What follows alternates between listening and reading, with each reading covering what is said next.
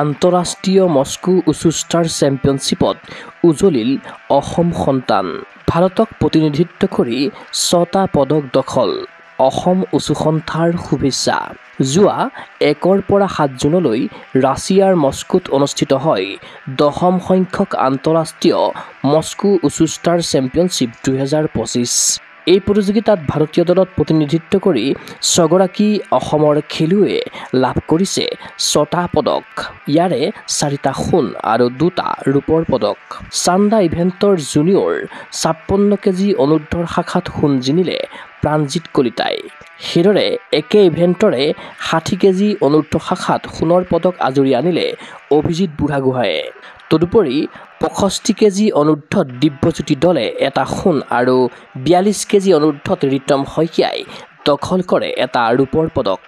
আনহাতে তাওলুৰ sub junior টাইচিকুৱান ইভেণ্টত সোণ লাভেৰে দেশ তথা ৰাজ্যলৈ গৌৰৱ কঢ়িয়াই আনিলে ৰুজলা বৰুৱাই। সেইদৰে চাব জুনিয়ৰৰ জিয়ানছু ইভেণ্টত স্বৰ্ণ দখলেৰে উজলিল অসম কন্যা কাশ্যপী সোণোৱাল। ইফালে পদক জিনি দলটো স্বভূমিত পদাৰ্পণ কৰাৰ পাছতে বিমানবন্দৰত উষ্ম সম্ভাষণ জনালে অসম উচু সন্থাই। গামোচা, জাপি, ফুলৰ মালাৰে অসমলৈ খেলুৱৈসকলক জনালে স্বাগতম। পদকজয়ী 6গৰাকী উচু খেলুৱৈক শুভেচ্ছা জ্ঞাপন কৰিছে অসম উচু সন্থাৰ সভাপতি মুৰলীধৰ চৌধুৰী আৰু ৰঞ্জিত বড়োৱে। ক্ৰীড়া অনুৰাগীৰ আশা অসমৰ উচু খেলুৱৈৰ এই বিজয়মুখী যাত্ৰা হওক সুদূৰ প্ৰসাৰী। নিউজ ডেস্ক ৰিপৰ্ট গগো স্পৰ্টছ এনি।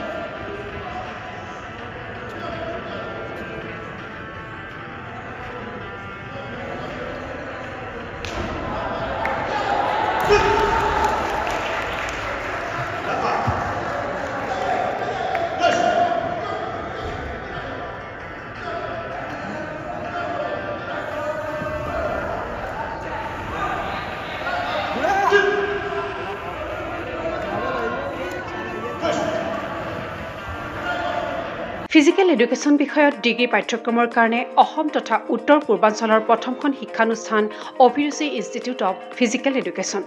2 বছৰীয়া ফিজিকেল এডুকেশ্যনৰ BPEd পাঠ্যক্ৰম আৰু 4 বছৰীয়া BPES পাঠ্যক্ৰমৰ বাবে নামভৰ্তি চলি আছে।